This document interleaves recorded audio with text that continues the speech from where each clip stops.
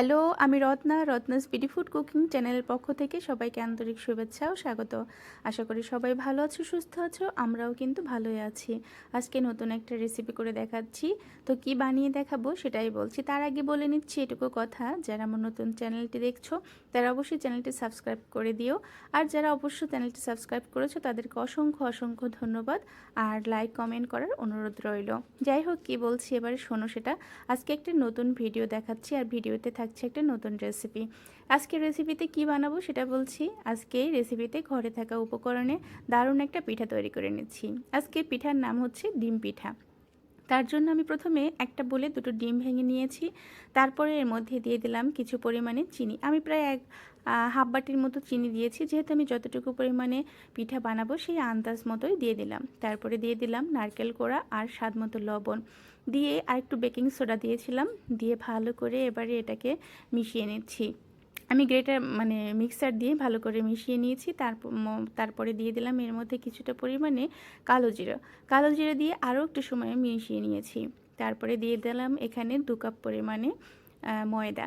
তোমরা চাইলে ময়দাও দিতে পারো, আটা দিয়েও তৈরি করতে পারো, কোনো সমস্যা নেই। বা কেউ কেউ চালের গুঁড়ো দিয়েও বানাতে পারো। তো এরপরে আমি ভালো করে একটা ডো তৈরি করে নিলাম। ডোটা কিন্তু রুটি আমরা যেভাবে তৈরি করি বা লুচি তৈরি করি সেরকম শক্ত করে কিন্তু ডোটা তৈরি করতে হবে। তো আমি ডোটা তৈরি করে নিয়েছি, তোমাদেরকে দেখাচ্ছি। একেবারে কিন্তু রুটি বা লুচির মতোই শক্ত করে নিয়েছি।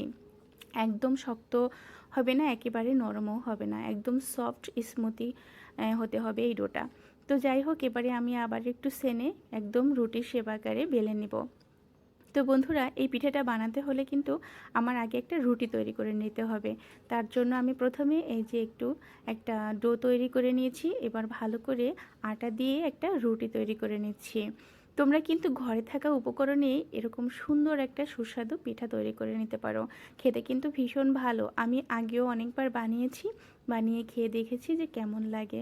তো অনেকদিন ধরে ভাবছিলাম যে আজকে পিঠাটা তৈরি করে সবাইকে শেয়ার করব বা দেখাবো। তো তার জন্যই কিন্তু আজকের এই পিঠাটা বানানো হচ্ছে। আর এই পিঠাটা কিন্তু সন্ধ্যাবেলা চায়ে বা যে কোনো সময় তোমরা খেতে পারো। আর এটা কিন্তু বানিয়ে কিন্তু 1 মাস ধরেও রেখে সংরক্ষণ করে খাওয়া যায়, একদমই নষ্ট হয় না। তো এরপরে আমি এই যে একটা চাকুর সাহায্যে চৌকা চৌকা করে কেটে নিচ্ছি।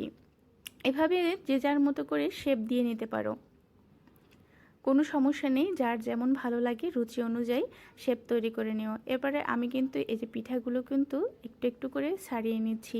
এভাবে আলাদা করে ছাড়িয়ে তেলে ভাজতে কিন্তু বেশ সুবিধা হবে।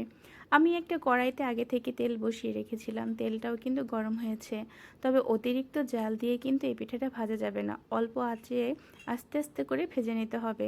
আমি একে একে সবগুলো পিঠা কিন্তু দিয়ে দিচ্ছি। তো আমি প্রথমবার যতটুকু বেলেছিলাম সেই পিঠাগুলো কিন্তু দিয়ে দিলাম, আর এভাবে আস্তে আস্তে ব্রাউন কালার করে ভেজে নিতে হবে। বেশি করে জাল দিলে হবে কি, পিঠাটা একদম পোড়া পোড়া হয়ে যেতে পারে। তার জন্য আস্তে আস্তে করে ভাজতে হবে, যাতে পিঠার ভিতরের অংশটাও খুব সুন্দর করে ভাজা হয়ে যায়। একদম কেকের মতো ভিতর বাহির সবটাই ফুসফুসা হয়ে যাবে। আর এই পিঠাটা খেতে যে এত ভালো লাগে, আমি অনেকবার ট্রাই করেছি। তবে আমিও একদিন এক ভাবির কাছ থেকেই পিঠা বানানোটা শিখেছিলাম। ভাবি আমাকে একদিন বানিয়ে দিয়েছিল, তো খেতে ভীষণ ভালো লেগেছিল। তারপরে আমি ট্রাই করেছিলাম বাসায়। তো বাসায় আমি ট্রাই করে খেয়ে দেখেছিলাম, বেশ ভালো লেগেছিল। তার জন্যই আজকে পিঠাটা বানাচ্ছি। হয়তোবা অনেকের উপকার আসতে পারে এই পিঠাটা বানানো দেখলে, বা অনেকে হয়তোবা জানে এই পিঠাটা বানানো হয় কিভাবে। তো এরপরে যে ডোটা ছিল অবশিষ্ট, সেটুকুও কিন্তু আমি এভাবে বেলে কেটে নিয়েছি। এটাও কিন্তু এভাবে সুন্দর করে আস্তে আস্তে করে ভেজে নেব। আপনারা চাইলে কিন্তু এটা অতিথি আপ্যায়নেও কিন্তু ব্যবহার করতে পারেন। বাসায় মেহমান আসলে তাদেরকে সামান্য চা নাস্তায় বা জলখাবারেও এই পিঠাটা দিতে পারেন, বেশ ভালো। তো আজকের এই পিঠাটা কেমন লাগলো, দেখতে কেমন হলো এবং বানানোটা কেমন লাগলো, সব মিলিয়ে ভিডিওটা কেমন লাগলো অবশ্যই কিন্তু কমেন্ট করে জানাবে। কমেন্ট করে জানাতে কিন্তু ভুলো না। আর আমি ভেঙে দেখাচ্ছি ভিতরটা কেমন হয়েছে। মুখে দেওয়ার পরে মনে হচ্ছিল আমি একটা ড্রাই কেক খাচ্ছি, একদম কেকের মতো লাগছিল খেতে, ভীষণ ভালো টেস্টি। আর এটা বাচ্চা থেকে বড় যে কোনো কারোরই কিন্তু খুবই পছন্দের একটা স্ন্যাক্স হিসেবে কিন্তু এটা খেতে পারে। বললাম তো, বিকেলবেলা চায়ের সঙ্গে বা চায়ের আড্ডায় খাবারটা বেশ জমে যাবে।